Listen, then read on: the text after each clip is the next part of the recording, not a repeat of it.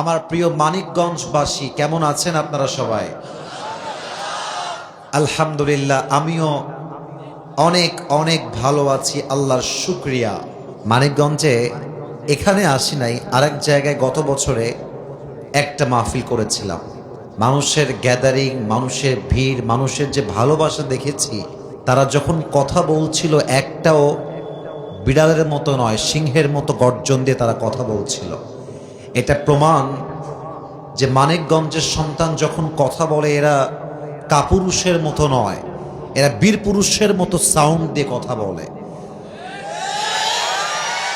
আমাদের একটা স্ট্যাটাসের ব্যাপার আছে, কিন্তু আমাদের একটা কোয়ালিফিকেশনের ব্যাপার আছে। কিন্তু আমি আর একবার আবদার রাখবো, জবান খুলে সবাই পড়েন আমিন। আমি অধম আজকে কিছু কথা বলতে চাই। পরিবেশ অত্যন্ত চমৎকার পরিবেশ, মানুষগুলো অনেক শান্তশিষ্ট আদবের সাথে বসে আছে, এটা কিন্তু রিয়েলি অ্যাপ্রিসিয়েটেড। তো সত্য বলছি, আমার মনটা ভরে গেছে। আমি কোনো রকম বাড়তি কথায় যাব না।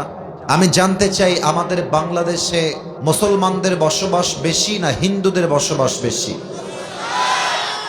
মুসলমানদের বসবাস বেশি। আমার দাবিটা হলো আগামীর পার্লামেন্টে আইন পাশ করতে হবে, যদি আমার এই বাংলার মাটিতে কোনো নাস্তিক, কোনো ব্লগার, কোনো বাউল আমার আল্লাহকে নিয়ে কটূক্তি করে, আমার নবীকে নিয়ে কটূক্তি করে, 5 মে যেই দাবি হেফাজতে ইসলাম করেছিল সেই দাবি আজ আমরা আবার করতে চাই।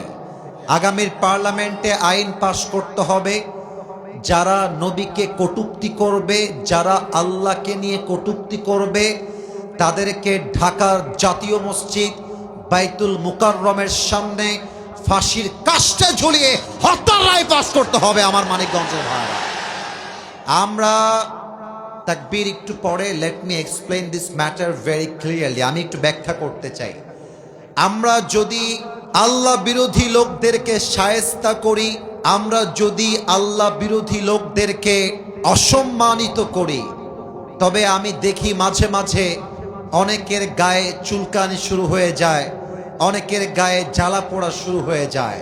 অনেকে বলে যারা ধর্মান্ধ তারাই এমন করতে পারে, কোনো ভালো মুসলমান এমন করতে পারে না।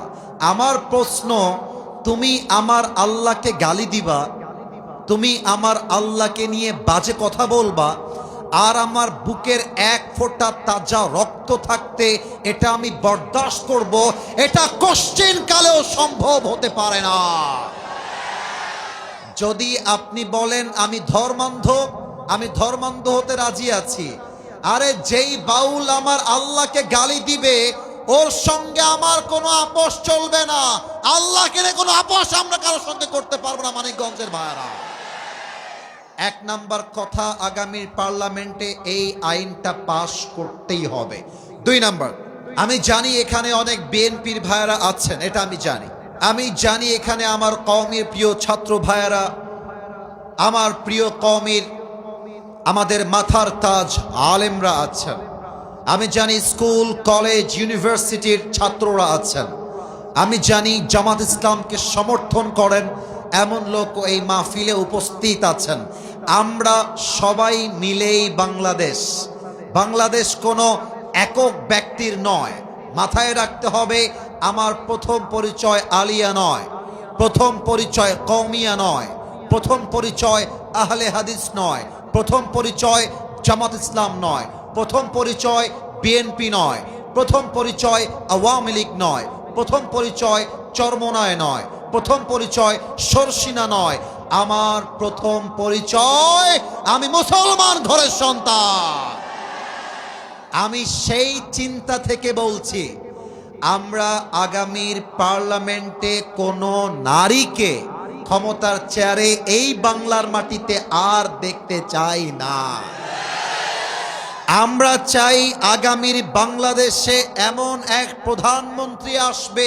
আমি কোনো দলকে প্রমোট করবার জন্য আসি নাই, আমি কোনো রাজনৈতিক দলের সাথে কানেক্টেড নই।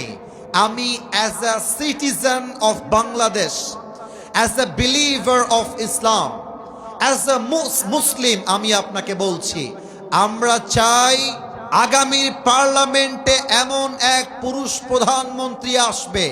আমার দেশের প্রধানমন্ত্রী চাইলে জাতীয় সংসদে দাঁড়িয়ে দেশের পক্ষে যেমন বক্তব্য দিবে, এবার যদি ঠিক হয় তাকবীর দিবেন যদি আমার কথায় আপনি একমত হন।